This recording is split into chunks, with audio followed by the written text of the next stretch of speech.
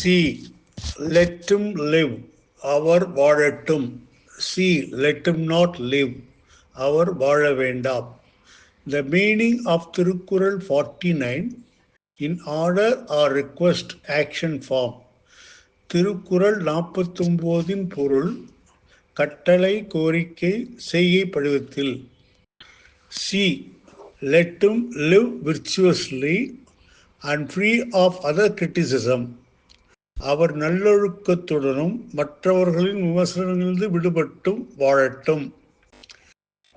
C let him not live virtuously and free from others criticism.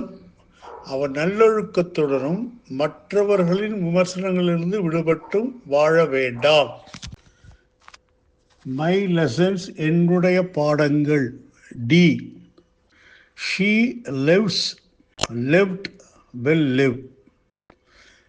அவள் வாழ்கிறாள், வாழ்ந்தாள், வாழ்வாள். She does not live, she did not live, she will not live. அவள் வாழவில்லை, அவள் வாழவில்லை, அவள் வாழமாட்டாள். Does she live? Did she live? Will she live? அவள் வாழ்கிறாளா, வாழ்ந்தாளா, வாழ்வாளா? Does she not live? Did she not live? Will she not live? அவள் வாழவில்லையா, அவள் வாழவில்லையா, அவள் வாழமாட்டாளா? Why does she live? Why did she live? Why will she live? ஏன் அவள் வாழ்கிறாள், ஏன் அவள் வாழ்ந்தாள், ஏன் அவள் வாழ்வாள்? Why does she not live? Why did she not live? Why will she not live?